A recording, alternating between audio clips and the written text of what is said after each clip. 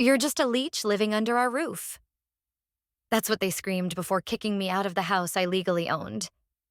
If you've ever been treated like a burden in a life you built for others, stay. This is my story. And maybe it's yours too. Drop a one if you've ever been overlooked, and finally stood your ground. I worked 2 jobs, paid every bill, and never asked for anything. That's what good daughters do, right? The coffee in my thermos had gone cold again. I rinsed the mug without a word and slid it beside the sink, where dishes from last night still waited, clinging to the scent of grease and overcooked meatloaf. The morning sun filtered through the yellowing blinds, throwing stripes across the laminate counter. I used to think this kitchen was cozy. Now it just felt tired. At 7:12 a.m., I set the check on the table. $1,847, exactly what the mortgage demanded this month. I'd already paid the electric and phone bills online before leaving for my night shift. Rent, gas, groceries, handled. Nobody ever asked me to. It was just expected. A duty I picked up sometime between getting my second job and realizing that no one else was going to. I'd barely taken off my shoes when Dad appeared behind the newspaper. "Claire," he muttered without looking. "Zach's going to need the car this weekend. Something about his internship." "He has his own car," I replied. "He said the brakes are acting up." He rustled the pages. "Anyway, you don't need it, right?" I almost laughed. I only used the car to get from Job A to Job B. Heaven forbid I needed it for, say, anything else. "Right," I said instead. Later that evening, I stirred pasta while Evelyn scrolled on her phone and Zach sprawled across the couch, playing some sports highlight on full volume. My feet ached. The dull pain had become familiar. Background noise like the hum of the fridge or Zach's never-ending commentary. Dinner was simple. It always was. I served them plates and sat last. Just as I reached for my fork, Zach cleared his throat. "So the firm wants me to help with one of their marketing accounts this summer," he said, practically vibrating with pride. "It's unpaid, but they only pick like 5 students." "That's wonderful, sweetheart." Evelyn clapped her hands, her bracelets chiming. "I told you your charisma would open doors." Dad grinned. "Knew you'd make something of yourself." Zach beamed. I offered a polite smile. "My manager said I handled the last audit faster than anyone this year. They might shift me to financial oversight." Silence. The fork scraped ceramic. Zach took a loud sip of soda. "That's nice," Evelyn said absently, eyes on her phone. Then she looked up with a smile as sharp as glass. "Some girls just know how to balance life, Claire. Work, home, everything." She didn't say, "unlike you," but I heard it anyway. I nodded, kept chewing. After dinner, I washed the dishes, again, and folded laundry no one thanked me for. By the time I reached my room, the clock glared 11:47. I sat on the edge of my bed for a moment, letting the hum of the old ceiling fan fill the silence. Then, slowly, I stood and knelt beside my dresser. The third drawer creaked as I slid it open. Beneath receipts and old notebooks lay a small black folder, the kind you only open when you need to remember something true. Inside, the property deed. My name, clear as day. Claire Morgan, sole legal owner of the house. The day Dad asked me to sign, he said it was just paperwork. "You're the responsible one," he'd said. "It's easier this way." Back then, I didn't question it. I trusted him. My fingers ran along the edge of the page. I'd never shown it to anyone. Never needed to. This house had been a symbol of sacrifice, of family unity, of all the hours I'd poured into making sure they didn't drown.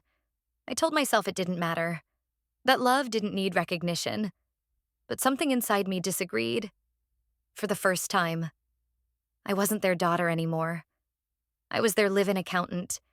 And they wanted the service, not the person. The scent of new leather hit me before I even saw it. I dropped my grocery bags on the kitchen counter and followed the unnatural brightness into the living room, where sunlight gleamed off a pristine white sofa set that had never existed in this house before. A new glass coffee table stood centered atop a gray and white rug I'd never seen. Everything was different. Cold, magazine perfect. Evelyn stood near the window, adjusting a curtain tassel like she was prepping for a photo shoot. "Isn't it stunning?" she said, beaming. I figured the living room needed a refresh. My heart thudded. "When did you—" "This morning. Delivery came at 8. They even set it up for us." She tapped the armrest, admiring it. $3,500 well spent, I'd say.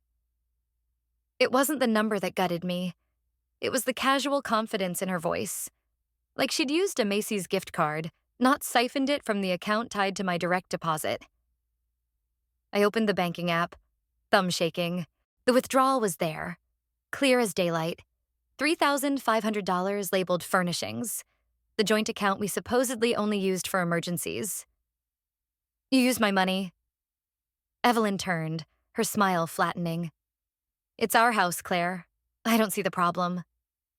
I swallowed the words, choking my throat. "You didn't even tell me." "You're always so serious about money. I thought I'd take the initiative." Her voice took on that honeyed edge I hated. "Anyway, you don't get a drunk in our house."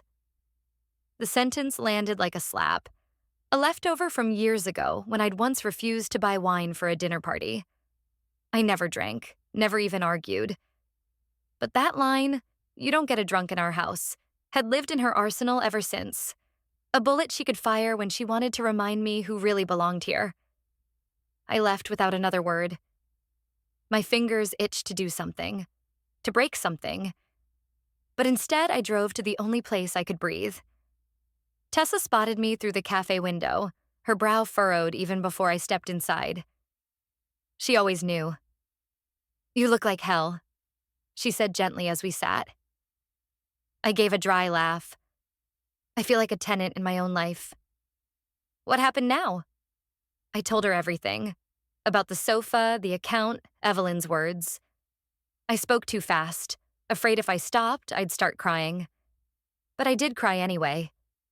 Right there in a corner booth beside a half-empty coffee cup and a chocolate muffin I didn't touch. Tessa reached across the table. "Claire, they're not grateful. They're dependent, and they've taught you to call that love." I pressed my sleeve to my cheek, blinking fast. I just thought if I kept giving, eventually I'd matter. "You do matter," she said. "Just not to them the way you deserve." The words hit hard because they weren't cruel. They were true. That night, I sat cross-legged on the floor of my bedroom with my laptop open and a stack of folders beside me. I scanned every document: loan agreements, tax records, the house deed again. I organized everything into a folder labeled Claire M-Assets. It was the first time I'd seen it all in one place. The financial skeleton of a life built for everyone but me. I also changed my online banking password, for the first time since Dad had set it up with me. As I walked past Mom's new white leather sofa, I thought, "You don't get drunk? Fine, but soon you won't get a house either."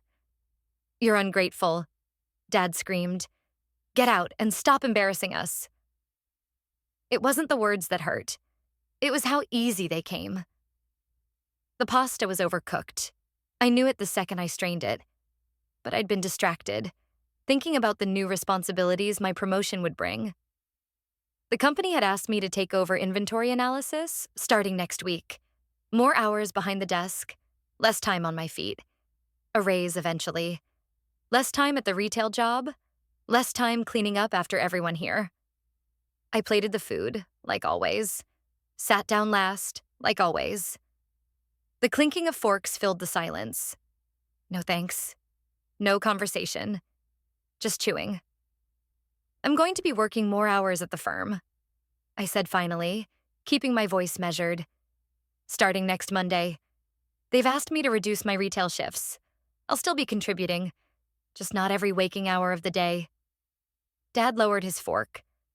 "So you're quitting your second job?" "Not quitting, just scaling back. Temporarily." Evelyn didn't look up. "Must be nice to choose when you want to work." "I'm still paying the mortgage," I said, trying to keep the edge out of my voice. Still paying the bills. Bills we never asked you to pay, Dad muttered. Except you always expected me to, I replied, surprising even myself. And when I do, I'm invisible. When I don't, I'm selfish. Zach snorted. Here we go again. I turned toward him. You don't contribute anything. You drive my car, you live here for free, and you have opinions? That's rich, coming from someone who thinks she's better than all of us because she files taxes on time. He snapped. I don't think I'm better, I said, standing now. I just want to be treated like I matter. Evelyn stood too, slowly. Her voice cut through the air like a wire. You make everyone feel guilty just by being in the room, Claire. That's not love. That's control. My chest tightened. I make you feel guilty because I do everything and ask for nothing. Dad slammed his fist against the table. The plates jumped. Enough. You want to leave so bad? Go, you're ungrateful. Always have been. You think this house is your kingdom? It's not. You're not welcome here anymore. Silence followed. So thick I could hear the ticking of the old wall clock. Zach leaned back. Maybe you should just move out. Would solve a lot. No one stopped him. No one stopped any of it. I stood for a moment, staring at the three people who had once meant everything. Then I turned and walked away. Not a single person followed. Upstairs, my room looked smaller than it had that morning. Like the air had changed. I pulled out my overnight bag. Just the essentials. Clothes, charger, meds. Then I moved to the closet, behind the extra blankets. The safe sat there like it always had, combination unchanged. Inside, I retrieved the manila envelope. House deed, original and notarized. My name on every page. I grabbed the latest bank statements, too, and my birth certificate. If they wanted to erase me, I'd make sure I left with everything that still proved I existed. I didn't cry. I expected I would, but there was no sadness left. Just a quiet hum of clarity, the kind you get right before stepping into rain. Downstairs, they didn't say a word as I passed. I placed the house key on the kitchen counter. They didn't look at me. I didn't say goodbye. No yelling, no pacing, no sighs behind every door. For the first time in years, I could hear myself think. The mornings came soft now. Light filtered through gauzy curtains instead of blinds pulled tight. The apartment above Tessa's bookstore creaked when I moved, but it was a kind of creak. A building settling, not someone storming through the hallway. The kettle on her tiny stove whistled like a bird, and some mornings real birds answered back. Tessa said it was finch season. I just nodded and drank my coffee slower than I ever had before. There were no passive-aggressive notes, no banging cabinets, no sudden demands for money or errands. The silence had once scared me years ago when I first started working night shifts. Now it felt medicinal. You'll come crawling back. That's what my mother had said when I zipped my bag and turned for the door. She wasn't even looking at me. But now, surrounded by peace, quiet, birdsong, and the slow whir of ceiling fans, I wondered if she'd confused absence with weakness. I spent the first week cleaning up my own mess, not theirs. I updated my address with the bank, made sure the house taxes were still listed under my name. I rescanned every document, labeled the folders more clearly this time. Mortgage, utilities, emergency, legal. The folder that used to be called Claire M. Assets now simply read Documents, Personal Leverage. Tessa would pass behind me while shelving books downstairs and ask gently, "Want tea?" I always said yes. Her way of showing care didn't require repayment. At work, Ms. Jordan stopped me near the break room, a file in her hand. Your analysis on the inventory reorder timing was sharp, she said. Efficient, and more importantly, practical. Thank you, I said, not used to compliments that didn't come with a but. We've got a vendor pitch in June. I want you to lead the strategy deck. I blinked. Me? She smiled. You've earned it. That night, I took my sneakers and ran the paved trail around Linwood Lake. Just once around, 2.3 miles. But it felt longer, better. At one point, I stopped and just stood still. No noise, no phone vibrating, no pressure in my chest. This is what quiet power feels like, I thought. When I got back to the apartment, Tessa was asleep in the bookstore dark. I showered, slipped into cotton pajamas, and crawled under the lightest blanket I owned. The phone buzzed once, just before midnight. A voicemail from Dad. I stared at the screen, the weight of the past pressing against the cool plastic of the phone in my hand. 1 minute passed, then 2. I tapped play. 11 seconds. 3 words. Call me back. No apology, no question. Just a tone I knew too well. Blunt, entitled, as if nothing had changed. I waited a beat, then tapped the second voicemail. It had arrived 7 minutes later. It's about the house. I didn't feel panic. I felt prepared. I opened my laptop and clicked the folder. Documents. Personal leverage. You stopped paying? He asked. No hello. No sorry. No shame. Claire sat alone at her small kitchen table, the glow of evening sun slicing across the open folder before her. Legal documents were paper-clipped in tidy stacks. Deed, mortgage schedule, payment receipts. A yellow post-it read, Final notice issued May 27th. Another. Attorney confirmed full transfer, May 20th. She didn't flinch. Yes, she said. The silence on the other end stretched until it cracked. You stopped paying the mortgage? Frank's voice grew louder, harsher, as though volume could make the fact untrue. She breathed in, held it, let it out slowly. The mortgage is in my name. So is the deed.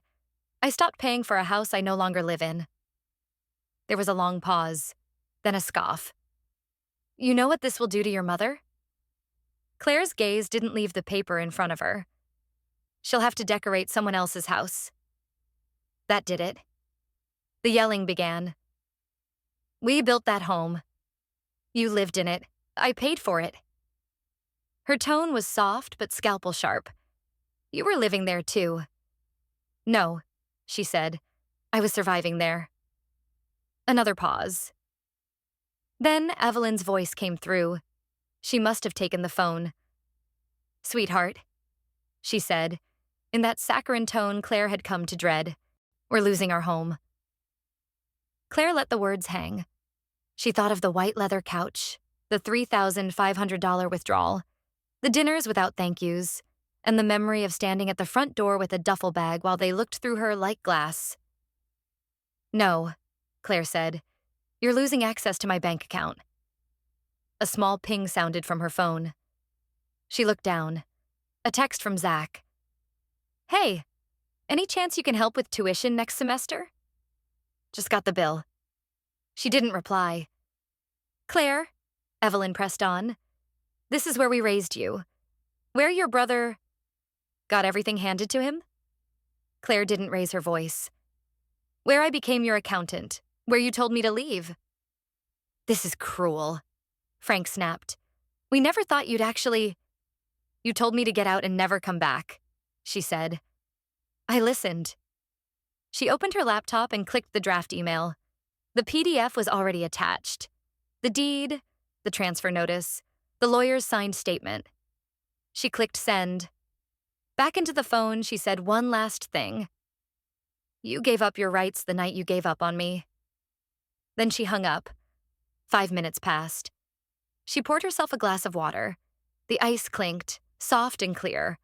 Her phone buzzed. Evelyn, please don't do this. Claire didn't reply. They told me to get out. Now they're the ones packing boxes. The July air buzzed with cicadas as Claire stepped into her new studio apartment, the door clicking gently behind her. The space was small, but every inch of it was hers. A modest bookshelf stood beside a soft gray couch. Her favorite mug sat on the windowsill, catching sunlight. The only sound was the slow turn of a ceiling fan overhead. No raised voices, No footsteps pacing behind doors. Tessa knelt by the front door, setting a potted peace lily into its new ceramic pot. "This one's for air clarity," she said, patting the soil. "Also, it just looks like you." Claire smiled. "Grounded and slightly toxic if misused?" Tessa laughed. "Exactly." Earlier that day, Ms. Jordan had called her into her office after the presentation. The one Claire had worked on for weeks, meticulously crafting every point. "You crushed it," Ms. Jordan had said, leaning back in her chair with genuine pride. "Leadership is watching. Keep this up, and you're on track for strategic lead by fall." Claire had nodded calmly. Inside, something opened, like a window that had been painted shut for years, finally letting in light. Later, she signed the lease for the studio. The landlord handed her a single silver key. No duplicate, no shared name, no conditions. Claire liked that. The days passed quietly. She worked, jogged, read. Tessa came by with wine or takeout. No chaos, no guilt, just space. Peace. Then one evening, a letter arrived. One of those heavy manila envelopes. She turned it over in her hands before opening it. Inside, a final notice for unpaid property taxes, still addressed to her name. But the house was no longer hers, not legally, not emotionally. Claire walked to the shredder, dropped the envelope in, and watched it disappear in fine white curls. A week later, she passed the old house during her evening walk. A red and white "for sale" sign staked into the lawn. The porch swing still hung in its place, swaying gently in the summer breeze. Same porch, same swing. But everything was different now. Claire didn't linger. She just watched for a moment, then turned and kept walking. That night, she opened the small safe in her bedroom drawer and placed the deed inside. It no longer carried weight, but it still meant something. Proof, perhaps, that she had once believed in staying, and that she had the strength to leave. She returned to the kitchen, filled a small watering can, and gently poured it into the soil of the peace lily. The water soaked in slowly, feeding from the roots. "I didn't lose my family. I lost their illusion and found myself." The new apartment smelled faintly of fresh paint and pine cleaner. Claire stepped inside, her overnight bag slung over one shoulder, the silver key still warm in her hand. The studio was small, bare walls, a twin bed pushed against the window, a kitchenette tucked into the corner. But it was silent. Blessedly silent. No one yelling from the hallway, no footsteps stomping upstairs, no dishes piled in the sink. Just her. She dropped the bag onto the floor and stood still, letting the silence wrap around her like a second skin. For a long time, she did nothing. Just breathed. In, outside free. The call came 2 days later. She almost didn't answer when she saw Dad on the screen. But something, curiosity, closure, maybe even a trace of old habit, made her swipe her thumb across the glass. "You stopped paying?" He barked. No hello. No apology. Claire sat at her small kitchen table, a folder spread in front of her. The deed, payment history, a lawyer's transfer notice clipped neatly on top. A sticky note read, "Final notice issued, May 27th. "Yes," she said evenly. Silence. "You stopped paying the mortgage?" His voice rose like disbelief could reverse the facts. She didn't flinch. "The mortgage is in my name. So is the deed. I stopped paying for a house I no longer live in." Another silence. Then came the classic maneuver. Guilt. "You know what this will do to your mother?" Claire ran her finger along the edge of the legal envelope. "She'll have to decorate someone else's house." The yelling came fast, like a storm breaking.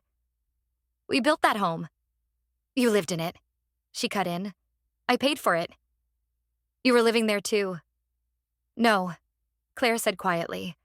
"I was surviving there." A pause, then a rustle on the line. Evelyn's voice slid through like sugar in a knife wound.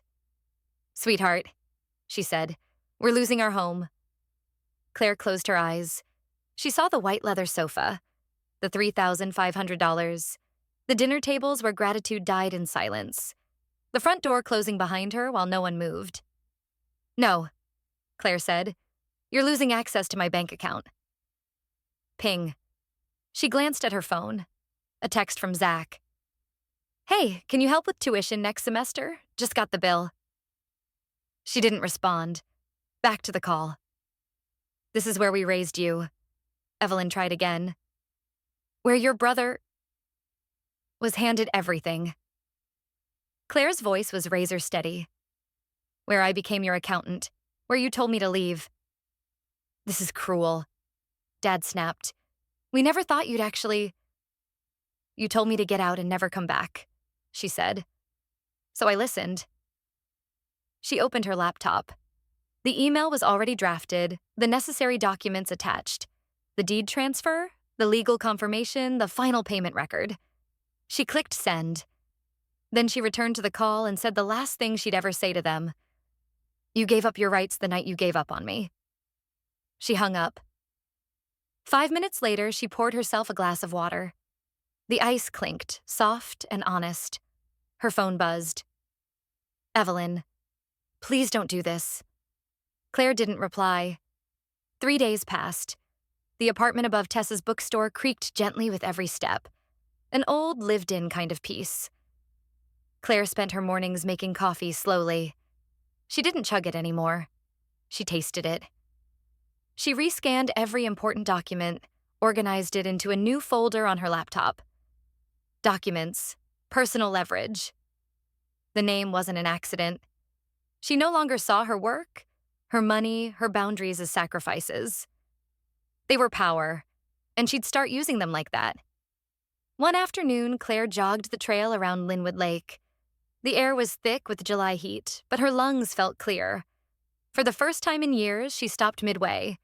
Just stood, hands on her hips, breath steady, eyes on the rippling water.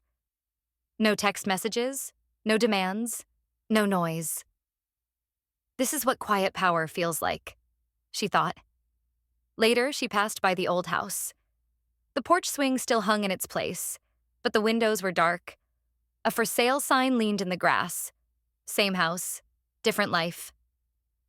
She didn't stop, just watched for a moment, then walked on. That night, she returned to the apartment. The room welcomed her like it knew she belonged.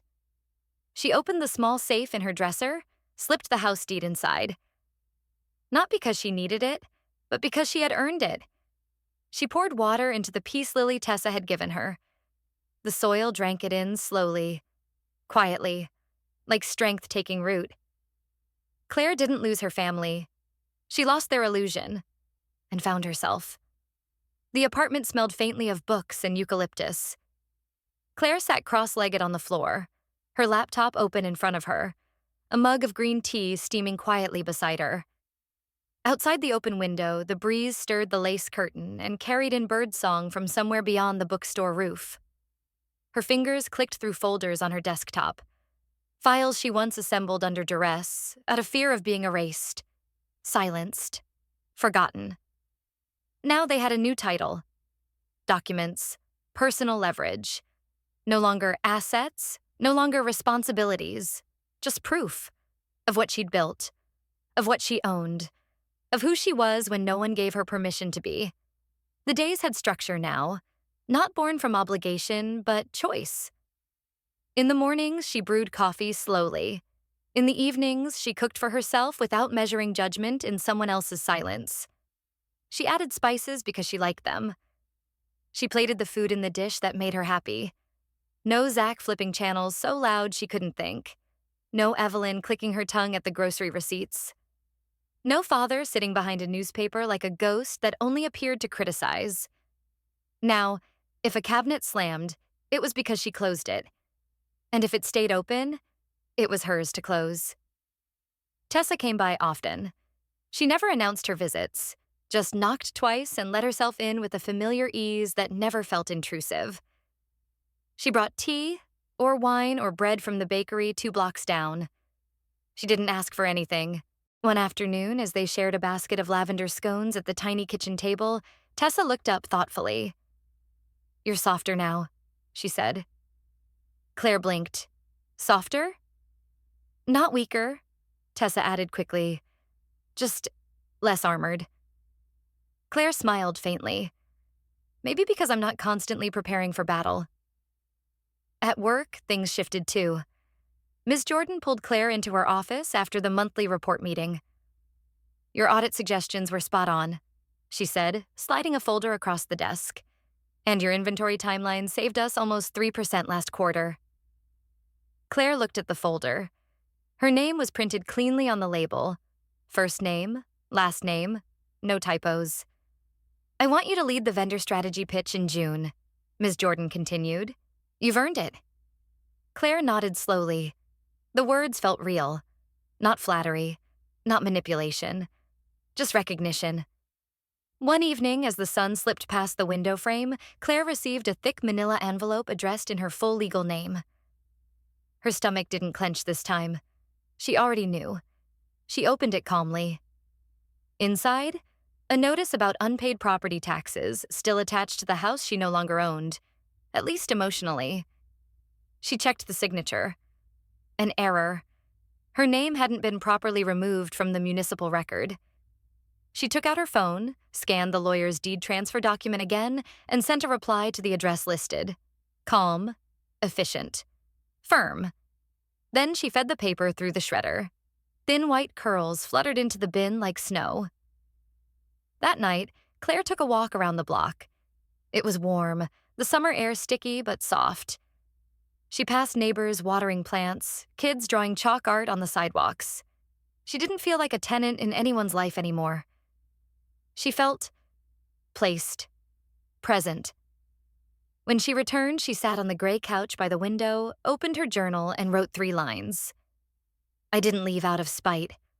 I left because I finally understood. I was never allowed to stay without conditions. The next morning, she opened her banking app and saw her savings, her paycheck, and a new automatic transfer she'd set up the night before. To her own emergency fund. For the first time, every cent was hers. She labeled the transaction, Future Claire. A week later, a notification pinged. Zach had messaged again. Can you co-sign a lease for me? Just for a few months. She stared at the screen, then archived the thread without opening it. Later that day, she passed the old house again. The for sale sign had a new sticker on it, sold. The swing on the porch still swayed in the breeze. But there were no ghosts left for her to mourn there. That evening, she opened the safe in her drawer, took out the house deed one last time, ran her fingers over her name, pressed into the page with dry, unwavering ink. It didn't weigh her down anymore. It simply reminded her she once stayed for love. Now she was learning how to love herself enough to leave. She placed it in a labeled folder at the very back. Closed chapters. Tessa dropped by later with basil and lemon tea. As Claire poured the hot water, the scent filled the air. Her apartment, her life, steeped in things she'd chosen. As she watered the peace lily by the door, she thought, I didn't lose my family. I lost their version of me. And that, finally, was a good thing. They thought she would always stay. Silent, compliant, invisible. But the same woman they once dismissed walked away holding the deed, the truth, and her dignity intact. Justice didn't knock. It entered when she stopped opening the door for betrayal. Like roots breaking through concrete, quiet strength finds its way to the light. If this story struck a chord with you, don't forget to like, share, and subscribe, and drop a 1 in the comments if you've ever felt unseen but chose to rise anyway.